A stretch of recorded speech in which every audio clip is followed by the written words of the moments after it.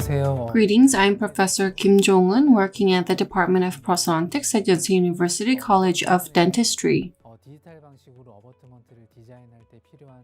In this session, I will explore key considerations needed when designing abutments digitally. Abutment design is crucial. It not only supports the crown but also influences the profile creation. The profile of implant superstructure is supported by this. To provide a prosthesis similar to natural teeth, the shape of the abutment can be even more significant than the crown factor. Depending on placement position, we need to understand the natural teeth contour and characteristics. In the case of anterior area, the mesiodistal width is quite significant. In the case of premolar, the buccolingual width is quite significant. We need to understand the different characteristics of different areas. This has been mentioned before. In the case of anterior area, the width is significant. In the case of premolar, buccolingual width is wider, and you can see that there is a significantly wide dimensions for molar area. If you cannot form these profile in the abutment, no matter how you do a good job on the crown, you will not be able to get the right contour. Abutment design is very important morphologically. Let me give you an example using premolar. If you look over here, cervical third is shown like this. The abutment does not have sufficient buccolingual width, and that is why it looks like this. The width should be sufficient in order to imitate the natural teeth, but because such was insufficient, it resulted like this. If you look here, as for here, it has sufficient buccolingual width, so it looks much more natural, more so than the crown. The abutment needs to have a basic shape nicely established. This is important. I'm talking in relation with the contour of tooth. It's the same for mesiodistal width as well. The example is here. If you look at the green line, mesiodistal width is quite tight. The crown starts from here. If you take a look, the cervical area looks quite unnatural. Zenith line seems to be okay, but up to the contact point, the profile looks quite unnatural. The width of the abutment is significant here, so it looks very natural. The abutment contour is very important, and this is emphasized over and over. This is a step before providing prosthesis. The importance of abutment shape is underscored, and considerations for the crown thickness at the abutment level are fundamental. The appropriate thickness for different materials vary depending on whether it's gold, zirconia, or PFM, and how much distance you're going to have with the antagonist. Things can vary. Such considerations need to be made. Second, you need to consider retention. Next, moving on is about a taper of the abutment. If the taper is too significant, then the retention can be affected. If you reduce the taper and increase angle, you may think that retention may be improved, but it does not allow for error. With the smallest error in crown, then it will not be properly fit to the crown. Third is the bottom part. We need to consider this. Transgingival portion needs to be considered. How the contour is formed around here is something that we need to have in mind. I want to go into each in detail. We talk about 2 millimeters in basic. We use zirconia frequently. When applying insurance, PFM is used. For PFM crown, if it is porcelain occlusion rather than metal occlusion, it requires about 2 millimeters. 2 millimeters of gap is made. If you use metal or gold, then it can be shorter, but in order to prevent crown fracture or other issues, we need to consider the prosthesis thickness. And we need to make sure that the thickness is even. On the design, these can be very important. Next, moving on to the angle, it says 0 to 4, but 0 is not visible. It goes in straight right angle, but then even with the smallest error, then the crown will not fit properly. Therefore, 0 is impossible. In the case of abutment with a significantly low height, we can provide retention groove. The surface is sandblasted. We can sandblast it and reduce the angle so that there's a bit more of an angle rather than the abutment that's almost lying down.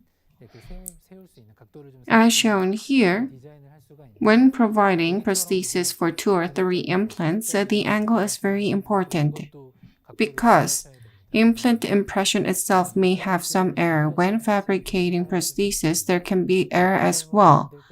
We need to allow for a certain level of error, especially in the case of multiple cases. If the abutment has very little taper in a multiple implant case, then it can cause adaptation issues. This is something that we need to bear in mind. Moving on to angle, when we do prep, we talk about the importance of taper angle. The larger the taper, the retention decreases significantly. So we should not reduce it significantly. Certain level of angle is necessary, but if it becomes excessive, then it leads to unwanted results as well.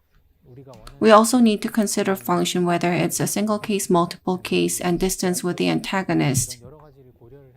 And following the right position, we need to make an appropriate order. What is important is subgingival contour. The implant seems to have been placed slightly shallow. Gingival thickness may have been extremely thin. The changes in abutment profile look very significant. If you do this, then it will be subject to continuous inflammation. And oral hygiene will not be easy to keep. There will be bone loss. Various negative cycle will result. If the subgingival contour changes very significantly, it will lead to unfavorable results. I want to talk about considerations that we need to bear in mind upon designing. First is the contour and size of the abutment. I've talked about the contour and shape from the beginning. Profile should be similar to that of natural teeth, especially in the aesthetic zones such as anterior or premolar area. We need to really pay attention to detail in profile. At times, provisionals are made ahead for implants placed in these areas. We use provisionals to do tissue molding. We adjust the gingival form. Provisionals are adjusted to form the desired gingival profile. The impression is taken and final design is done. Tissue molding in the anterior zone is very essential. In the case of a molar area, it is not as essential, but for smooth oral hygiene and for aesthetic factor, we need to find the right profile. Various shapes need to be considered. I've talked about the overall tooth shape at the very beginning. It is very important that we understand the different characteristics and shapes as well as size of different teeth. Not just the buccolingual, but mesiodistal width needs to be determined correctly. We need to provide a provisional in the anterior zone to do tissue molding, and then we should move on to abutment designing process.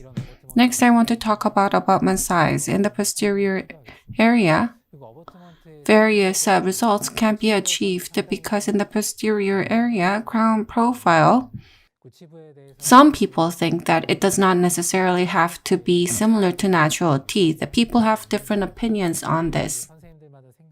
There can be different options, and here it says of A, B, C, D options. In the case of A, it is about providing the same contour anatomically, and for D, there will be no tissue displacement and there will be no major changes from healing abutment size. As for this, these are options in the middle.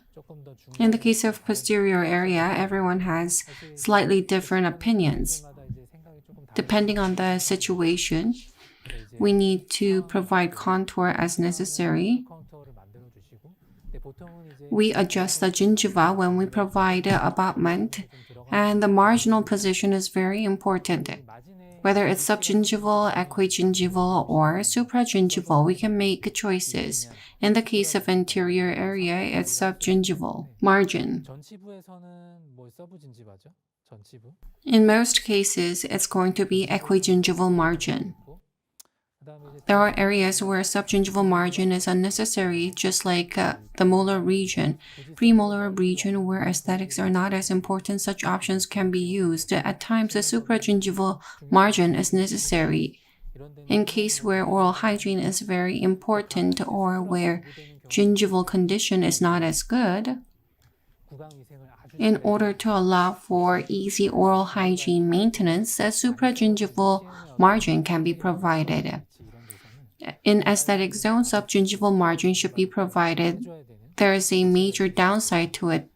It's extremely difficult to remove excess cement. We need to remove cement properly in order to prevent any inflammation. In the case of ER type, if you provide subgingival margin, the cement does not come down significantly, so it's a benefit. And in most cases, equigingival margin is chosen.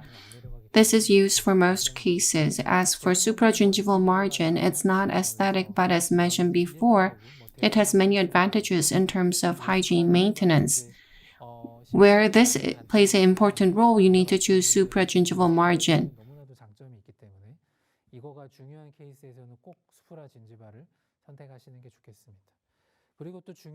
Another important point is subgingival margin design.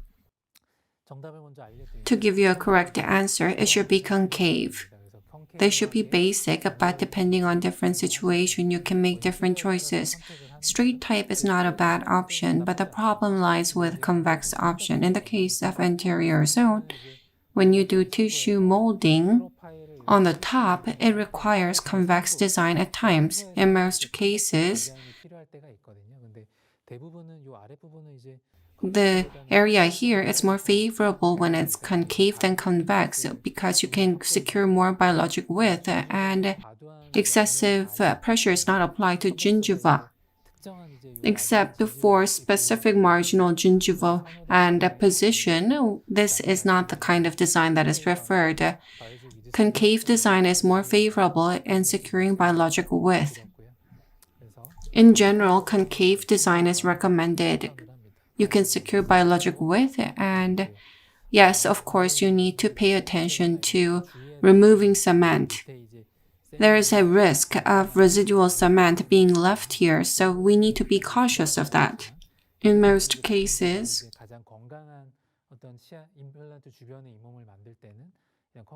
in order to form healthy gingiva around the implant, concave design is chosen. There are no major issues with a straight design. But in most cases, people say it is better to start off concave when starting off from the implant area. This allows for more stable maintenance of bone. In the case of convex design, as mentioned earlier, it can apply pressure to gingiva. Rather than overall concaveness around the marginal gingiva area, it can be slightly convex, but as for the rest of the area, it's better if it's concave.